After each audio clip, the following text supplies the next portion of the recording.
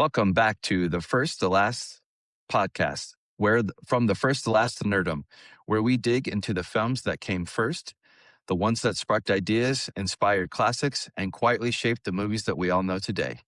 This month, we're diving into a brand new theme we're calling the Originals Month, a series all about the films that are more successful that that are more successful and or more widely known movies are built on.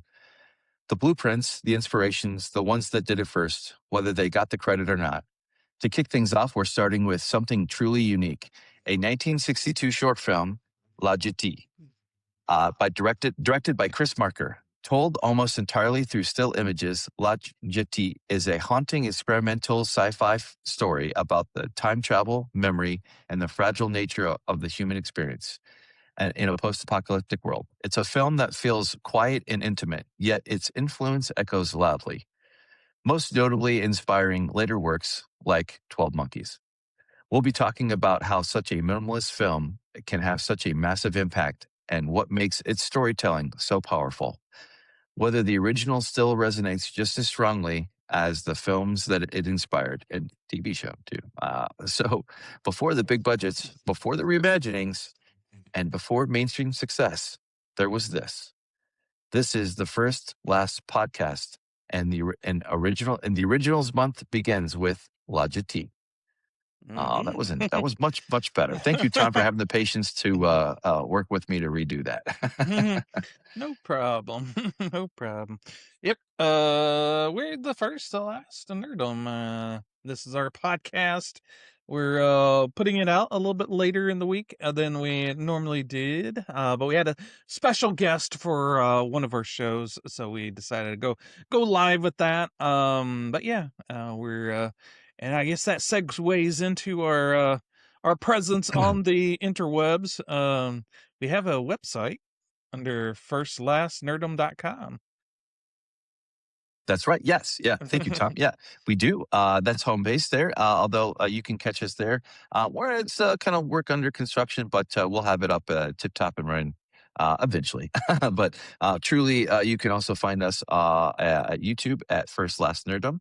And Tom, I think we're doing something or other on Reddit if it ever allows us to do stuff on Reddit. Yeah, the Reddit gods didn't filter us off into oblivion. I did successfully post just recently to ElfQuest, and they didn't subreddit, and they didn't ban me there. So fingers crossed, maybe we're back, baby. But yeah, if you're coming over from Reddit, hello. Also, successfully posting on X under First Last Nerdum. If you want to know what our latest greatest video is, you'll find it there. And I have recently promoted our ElfQuest. We talked about that comic book with a special guest. So check that out if you're into the funny pages. But what's going on with you, Mike? Yeah, I too am also. It's strange enough. It's funny you just mentioned that I too just just promoted your promotion of our show live here in the flesh. But yeah, no. All joking aside, as occasionally if there's something nerdery afoot in the wider webs or the wider cinemas and theaters and things like that, we will invariably get around to it, and most often, sometimes there'll be some fun stuff. Look out for some really fun things later this year, like Dune Part 3. I know Tom and I are looking forward to that, at least to talk about it. Not as excited as I was originally from the thing, but that's okay because we got some good stuff coming up. But Yep. first And things the first. horror Go ahead. world, Resident Evil by Zach Krieger's coming out later this year as well. That's true. That's true. Yeah. So look forward to looking for making excuses to watch those and cover them if we choose to. But yeah, this is La Jetée, and I'm probably butchering that, so forgive me. But I came across. I've been kind of on a I want to say binge of not necessarily watching things per se. We definitely do that on our thing on our own, but I kind of came across some. I recently had kind of nuked all of my subscriptions, so I really kind of handcraft, pick things that I download that I want to watch intentionally. That's been a very pretty good change over the last several years that we've been watching and covering some of these things. But I came across this, one of the subscriptions that I did, I had no idea of, and you have promoted them endlessly, numerous times. But sometimes there's a film on a Criterion, and part of the Criterion collection, and they also have a streaming service which is like pretty cheap, it's $10 a month. Um, that's just an aside. But I was going through lists of the top this movie and the top that movie and some kind of more unusual spots and questions, and this kept coming up. And I was like, "Geez, it'd be great to be able to cover it." It's kind of a pain in the ass to get, but if you can get it, and I will try to find where you can legitimately get it. Not to say that you can't. But this is essentially post-nuclear war Paris, and this guy is set back in time by scientists, and they're exploiting his this obsessive childhood memory of this woman, and this time and space, and essentially you kind of set the scene for that. And it kind of rolls quickly from there. I don't have really any connective history. I wish I had a really cool, awesome story of why we're covering this, or how I discovered it in film school. And I don't know, but pretentious, whatever. I could even be pretentious if I wanted to be, but not even be an actor. But anyway, Tom, I'll throw it back to you and see where you want to cover this, because again, this is kind of like a first. And I had said earlier, I said, "Hey, Tom, we kind of taken our time on some genres and kind of plumbed the depths of it, like giallos in the past, and certainly some horror aspects that you have offered up for us to cover, and as well as me and sci-fi and whatnot. But what did you think of this guy?" Yeah. So yeah, when you offered it for us to cover, the name sounded familiar, but didn't immediately know what it was. The fact that it was a short film, we initially kind of struggled over how to represent it. We thought maybe we'd pair it with another movie, but more I thought about it, and you rightly decided that that needs its own spotlight. I think if we had paired it with another movie, one would maybe outshine the other. One you may come for the one thing and not want the other one, so it just made more sense just to cover it on its own and let it be what it is. So yeah, I came to it of my own, that we should cover it by itself, and then you echoed the same misgivings of pairing it with something else. So I'm glad we're giving it its own place here to talk about it. And hopefully you'll enjoy this. But yeah, so whenever I found out what it was, when we did cover 12 Monkeys, which I'm sure you're gonna link in the info dump for the description on this video. But one of the things I like to do with a movie, if I have it on physical media, which I did for 12 Monkeys, is kind of dig through all the extras. And I remember Terry Gilliam talking about this movie, and how 12 Monkeys was inspired by this movie. So yeah, I enjoyed it watching it now, in reference to 12 Monkeys. And there's a lot of connective tissue with that movie. And I was kind of surprised, even though this movie is kind of made up of stills and then a narrator, so it's pretty bare bones as far as what a film could be. It kind of stretches and pulls that notion of film. But I think 12 Monkeys is a good representation of that. Obviously, you couldn't probably do a modern big blockbuster with lots of money the same way as this film, but I think Terry Gilliam worked very hard to show that that movie was inspired by this film. There's a lot of connective tissue, both visually and how the story is told. That kind of comes across both movies. But obviously, you don't have to have seen 12 Monkeys to appreciate this. Obviously, back in the 60s, this is all you had was this film. But I can see where it was influential at the time, even today. Yeah, I had no, I didn't, I had no idea getting into this, like what to expect or whatever. So it's just like, aside from like, this has just been recommended again and again. And you have the cooler, the cooler end from me, just randomly running into it and it being recommended over and over again. Mhm. But I, I really enjoyed it. It is considered a masterpiece. And I don't, there's just, it's so, it's long, but it's short. I guess it's kind of like what I don't think that it feels slow at all, or it's just kind of like this tension between this guy wanting to escape, um, his, he wants to escape and survive, Mhm. and he thinks he can do it through.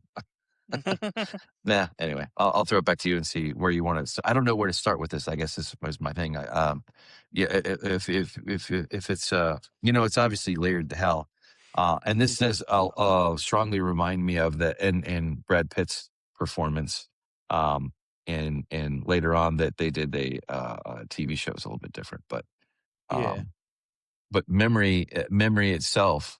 Um, is its own, memory can be a prison, and it can also, but it can also be a source of our hope. I don't know. I'll start there. What do you think, Tom? Yeah, it kinda gets to the obsessive nature of a person. Everybody has that moment that you're kinda obsessed with, that you keep revisiting, and this just kinda gives a, sort of a sci-fi sheen to that, but we all have those longings, those thoughts, that stick with us, and this movie sort of, kind of a representation of that. It's almost, it's kinda got like a dreamlike quality. I know that, you sometimes have dreams where maybe there's not a lot of motion, there's a lot of, like, just images that kinda run through your head, and, this sorta kinda apes that, and, kinda gives it that dreamlike quality, even though it's still images for the most part, there is some, movement, Narration. Yeah. yeah, and there's narration. It does feel like there is motion even though there's not, as the images play out, and I think it's because of the strong, you really have to, if you're just gonna use images, they have to be strong images, and yeah, all of them are kind of evoking some type of emotion as you see them. They do give sort of like, even though it's not cyberpunk, it gives you that kind of, that feel of cyberpunk to it, that sort of, edgy, and I know that I read, on, Wikipedia where William Gibson is, it's one of his favorite movies, and he's, Mhm. inspired by it, which I could see that connective tissue there, between him and, William Gibson, known as a big science fiction writer, necromancy being his biggest one, Excellent. or Yeah. neuromancer. I'm sorry, not necromancy. That's a whole Yeah. whole Neuromancer. different, yeah, a whole different ballpark there. But yeah, neuromancer.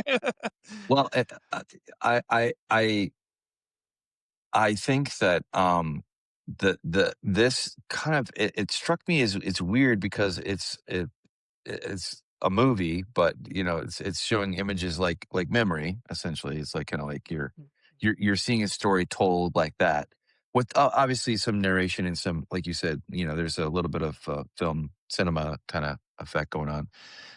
But it's kind of like it's like reading a short story, like a finding an old Heinlein or like an old author that you really really like, and then kind of finding out that they made this short story or this thing.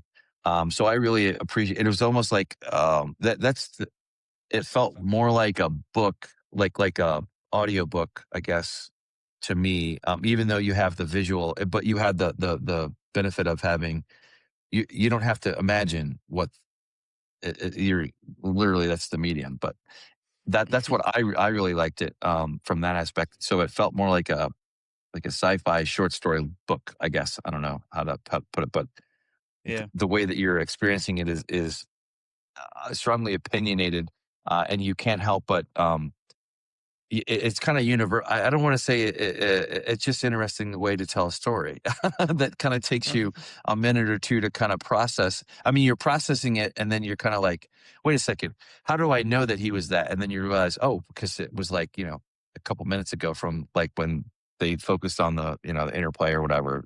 But they what you're seeing at that part of that thing, part of the story. Um, I but if you told me that you could watch a slideshow about time travel, I'd have some questions, but, um, it's not was it good though? It, it feels like the 12 Monkeys in Arrival, it reminded me of so many different things, like for like how Nolan does some stuff, like with the Tenet. It kind of reminded me a little bit of that DNA of like kind of no clue what what the order is until you kind of consume it and you look back and you kind of see that I don't know.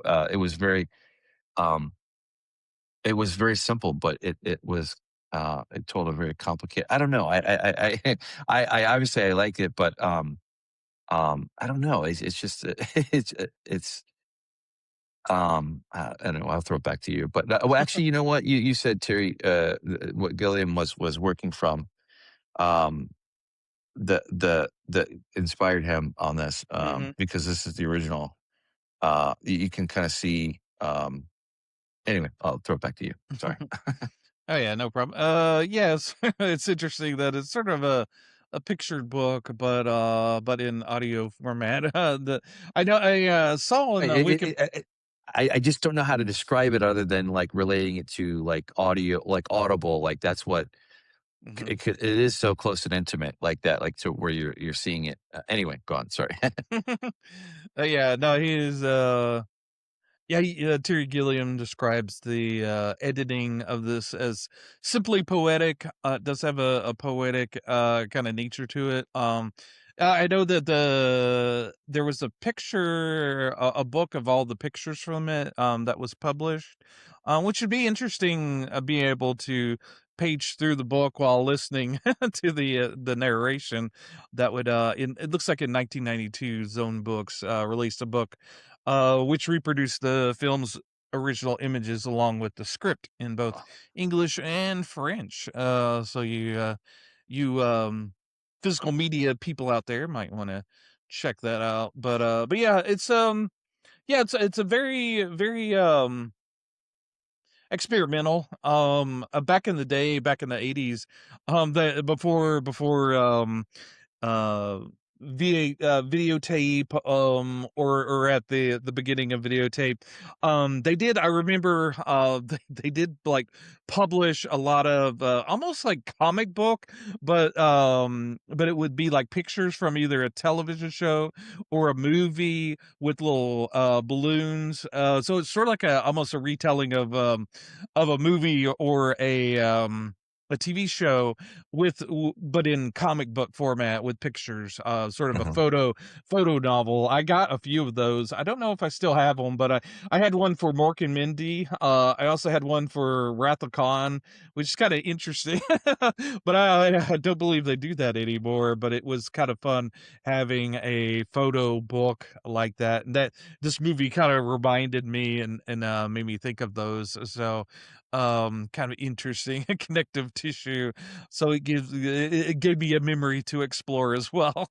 But yeah, it's amazing how minimalistic it is, but it tells an interesting story that really engages you. And like I said, one of the more high impact things of 12 Monkeys is that memory that he keeps returning to. Right. And that sort of, this movie is sort of like a distillation of that moment. And in the movie they try to kind of recapture that, but in motion.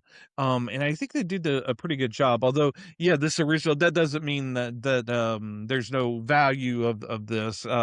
It's definitely worth checking out and seeing different ways of telling stories. I also thought that it was very highly experimental back then to do this, and maybe a bit controversial to have just photos be a movie, which makes me kind of think of how AI is right now. How for the most part, public opinion, they're kind of turned off by AI. But Mm.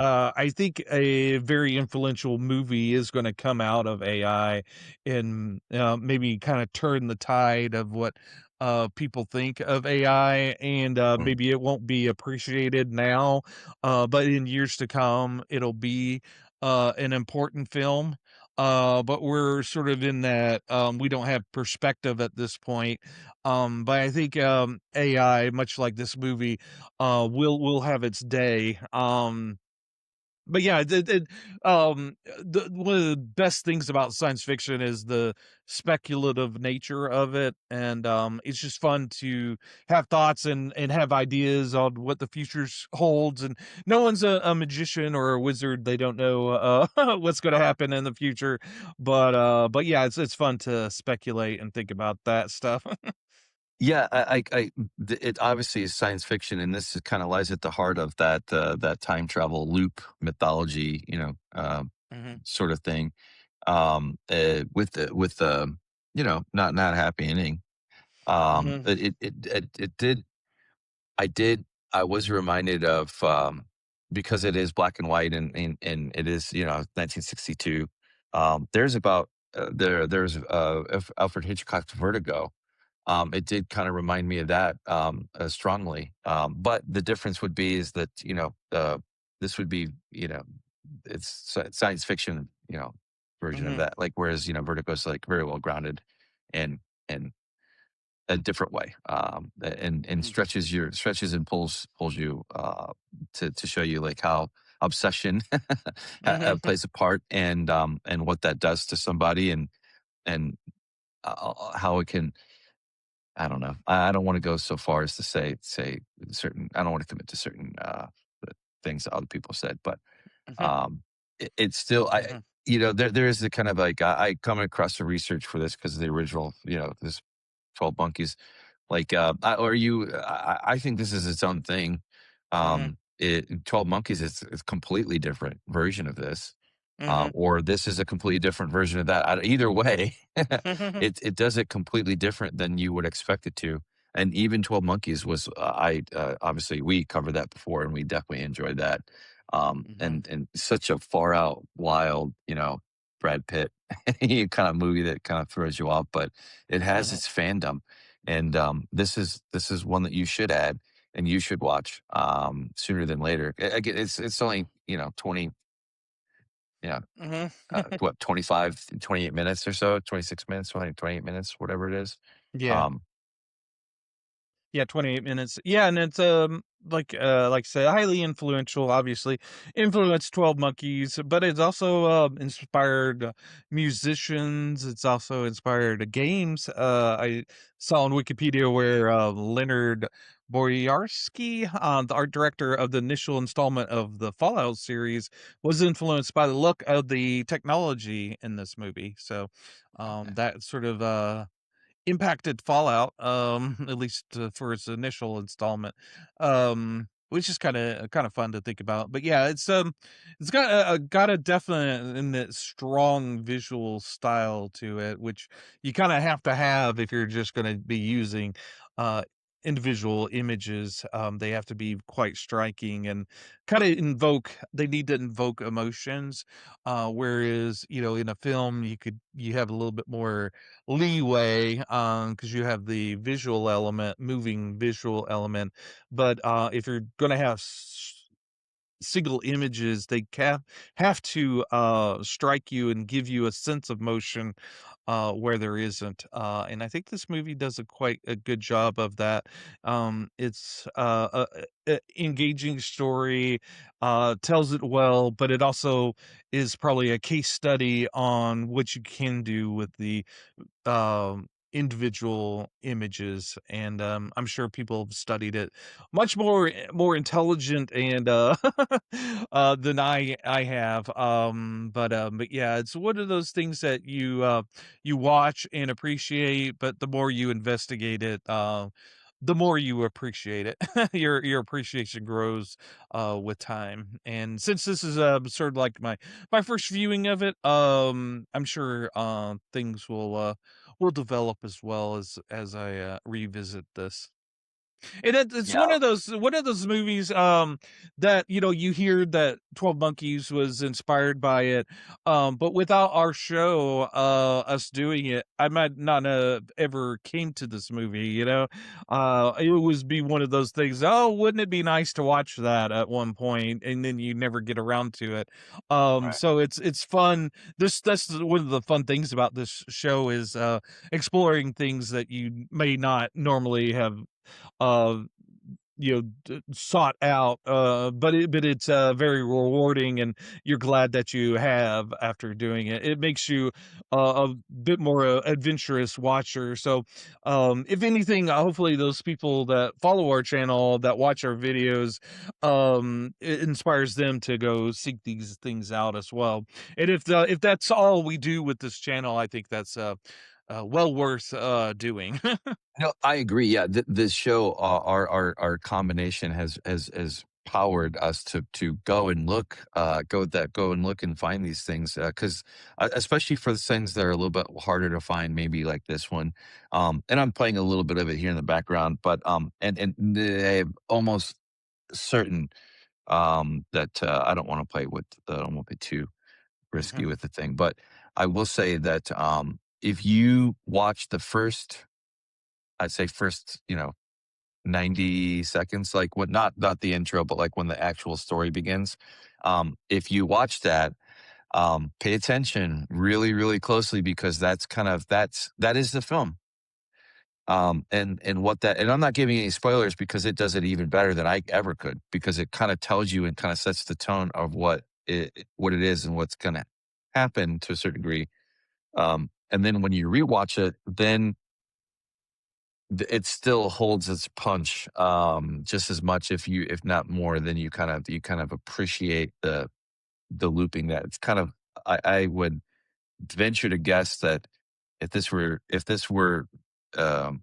presented, you would probably wa watch it to the end and then wait, black, and then come back in and watch and then cut it there because you could easily do that with this because of the nature of it, which is also kind of entertains the medium that it is and how it presents itself, and you show it. But it doesn't. I don't think it takes a lot of patience, but it does cause you to be like, how in the hell can this mhm, weird film, this movie, the short movie, be so effective at what it does? And the whole point is because you watch it, and mhm, you get it. mhm, Um, I think maybe the language thing me slowed that down a little bit, but I mean, come on, it's 20 mhm. minutes. It's literally pictures. I mean, yeah, Right. it just doesn't. It's very very effective and economical. I think that's probably. I don't know that I could see. I don't know that there's a movie that I've seen that you could say in the first, short Mhm, part of it, it tells you exactly what's up. I mean, there are some that play with that a little bit, but not like mhm, this, not like in a concentrated form, that you slowly understand. You don't know why you like it or why, but the more you think about it, the more it kind of becomes the funny thing is that then you remember the film and then it's mhm. uh, a little bit of meta there, but it also hits us differently. We think about it different. But anyway, I love this, and I was so glad that we could take a moment to do that, um, and, Yeah. and cover this. Yeah, no, there's so much slop. I think that, especially on YouTube, we get in these habits of watching all this sort of maybe internet drama that happens on YouTube and X and various places, and sometimes it makes me wonder about rotting my brain with all this stuff that's as easy to digest and consume, and you get caught up in all that crap. It's nice to watch a experimental movie that challenges you, that makes you think, and so it enriches you in a way that a lot of the slop that we consume day to day doesn't obviously have that same impact. So it's always good to kind of feed your brain with some smarter stuff. And this is definitely something like that, that will you will benefit from watching it, whether you know it or not. Absolutely. Yeah. It works. It's just, I don't know. You just kind of have to see it. Again, you can see it. You can definitely see it. I believe you can see it. I think you might be able to see it on the Criterion. I'm not sure, but I might have to I think so. Yeah. Anyway, I will make sure I put a link for that in the show notes regardless, so that the wonderful people out there get a chance to see it. Yeah, and yeah, it's if you don't if you're a physical media junkie, there is a Criterion Blu-ray of it. It's paired with another movie, so you could definitely own it physically. Looks like the DVD is out of print. It's running for quite a bit of money, but you could definitely get it as a Blu-ray, and you could also rent it off of Amazon as well. I'm sure Apple, you could rent it. So yeah, pay a few shekels and you can get it. Well, it says there on IMDb right there, Prime Video, $4. Um, yeah, it's a bit expensive for a short film, but oh well. We don't set the Yeah. prices. Yeah, definitely one to watch, but not much time in it to get going, and it's good Mhm. all the way around. Oh God, I think that's about what I had. What do you think, sir? Yeah, I think that does it. A little shorter video, but that's never a bad thing. Absolutely. Yep. Well, I've been Mike. And I'm Tom, and we're being originals, and we're Yeah, covering originals this month. If you have a suggestion, let us know. But we have some cool movies coming up at you, and maybe like Mike's intro said, might not be movies that are well known, but the things that they inspire are. So come back at us and see what we got next for you.